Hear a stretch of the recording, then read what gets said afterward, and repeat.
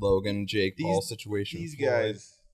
Now, These guys are pussy. Now I do understand and respect that, and they understand it's entertainment, so they're doing a lot of stuff out of Rouse for the entertainment factor, because you see a lot of other fighters do that. But I feel like Jake, he's going to try hard with it, and motherfucker got the shit tattooed on him. Yeah. It's like I felt like first off, it's like, why would you get that tattooed on your body? I'm just saying, what? Doing a joke is one thing. Doing it on live television and TV is completely another. He also sold getting merch. It tattooed on your really? 15 minutes after it happened, he created designs for shirts and started buddy? selling them. You're that desperate for clout? You live in a big ass house, $14 million house, and you're that desperate for clout. Come on, man. Dude, you see Mayweather posting pictures of his house and doing all this stupid shit? I'm going to get a tattoo of me fucking punching McGregor in the face. No, he don't get... That's the difference between you and him. That's the difference between Logan and Mayweather. Mayweather is a guy that can win with class and lose with class. Logan Paul, who wants to come up and steal success, steal everything that Mayweather's worked for, just cut him off right there short. Just be that one. Guess what? Do you think Mayweather is literally about to lose the only loss in his boxing career to a fucking YouTube bitch? No. Mayweather will lose to Pacquiao before he loses to one of these scrubs. I'm sorry. Yeah, that's what I thought. I feel like there's the remote possibility of a shock upset, but I feel like a lot of that would play into the fact that Floyd's older with the world's luckiest and then punch. Logan's a lot bigger. Like I feel like that's gonna be like the only real advantage where it could do that shock upset, but otherwise, Mayweather is 5'8". Logan is what, 6 feet tall? He's like 6'2". 6'1", 6'2", or some shit. Yeah, he's 5'8". Yeah, so there's a big height difference there. Yeah, 30-pound weight difference too. Hey man, the bigger they are, the harder they fall, right? Yeah, that's just one. And more cardio they eat up too. We also got, what was that one Bible? That fucking David and Goliath. Goliath. What happened to Goliath? That motherfucker came tumbling down. He got hit with a rock in the sling. So it's like size don't really matter there. So that's out. So he's already proven age isn't the difference. Because how old was McGregor at the time? He was like in his late 20s.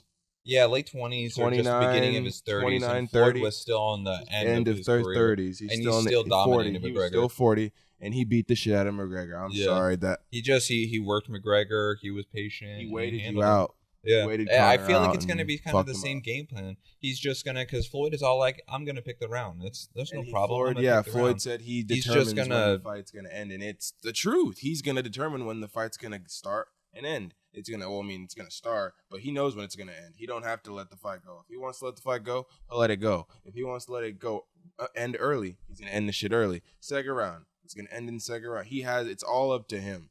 This guy here, it doesn't even matter what fucking Logan Paul does. To be 100% honest, because you got Ryan Garcia. I would love to see Ryan Garcia get Logan some Paul moves about Mayweather. Like, Ryan, you've never fought Mayweather before. Just because you watch him doesn't mean you've gotten in the ring with him. You don't know what it's like to spar Mayweather. Yeah, so he just needs more experience. You're teaching someone how to fight someone that you've never had no contact with this person at all. You just maybe hi bye, or you've seen videos of him. No, bro. You have to literally physically train and feel this guy. Like, this is how he is. I've sparred with him. I have the experience. You don't have shit. So I don't understand how you could train someone to beat somebody when you've never fucking trained with them or even talked to them in your life. You've heard of them, you've seen them, but you've never talked to them. So it's like, I would love to see Ryan Garcia fight Jake Paul, because he brought a contract to Jake to fight, but Jake, he didn't do shit about it. I would love to see that fight. Because they're not gonna fight real fighters. They don't fight real fighters. They fight retired and fucking people, YouTubers, retired wrestlers, tired basketball players, curly-headed fuck wrestlers. Yeah, and they don't. Retired NBA players. I mean, another retarded YouTuber that nobody knows the name of. What's his name? Fucking Gibb or some shit. Yeah, like that. Innocent Gibb.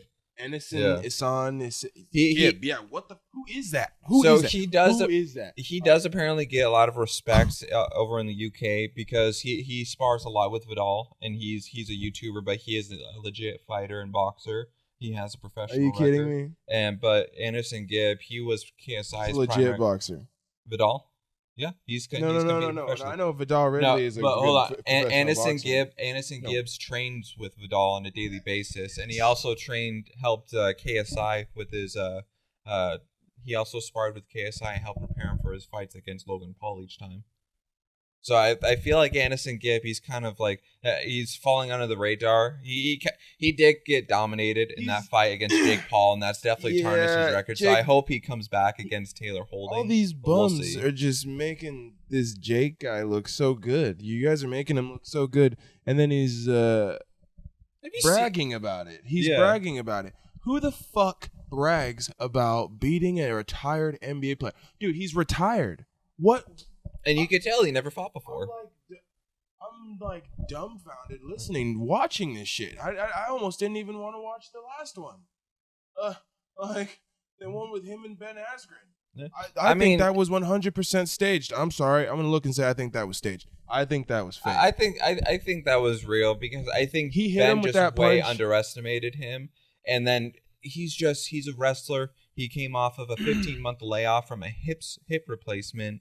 And then he only had 12 weeks of training in boxing, so that I felt like he was always at his body at the weigh-ins. Yeah, he was like he had a fucking day in his life for that fight. He wasn't in shape at all. I think he did train. He just some people like Chuck Liddell. He has that gut. Yeah, I can't say that he did train because he did show a bunch of videos of him training and improving. Yeah, and he did improve, but I just think it wasn't enough, and he's too old. I don't think his toughness is there anymore. No, his toughness is definitely not there. I don't think it ever was there. The only thing I ever think was on his fucking side was luck. I think you were lucky for a whole decade, bro. Literally, straight up.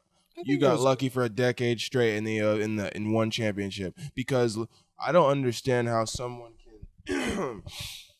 How someone can't stop that fucking that takedown shit. He always does. I mean, he sniffing crotch shit. He does it all the time. Every fight, that's the first thing he does is shoot for the legs, and he always gets the shot. How can none of you guys stop that? How come none of you couldn't do what Masvidal did in 3 seconds? Like that could have been happened. Like think about that. Like immediately when he ran out for that knee, what did Ben Askren do? Put his head down. He was going for a shot. And so I think too, the whole thing with Ben Askren, like during his one season, he was pretty phenomenal, and he could crush 2 watermelons with his arms, no problem. And he's been like doing wrestling ever since he was a kid, and he trained at home in his basement. So I feel like he was just so dominant during that time. Like one was during his prime, that's why he was able to beat like Douglas Lima, who's a current champion right now. But when he came into the UFC, I think that was the fall off point where he had already plateaued and past his prime, and he was now on the downward end of his athletic career.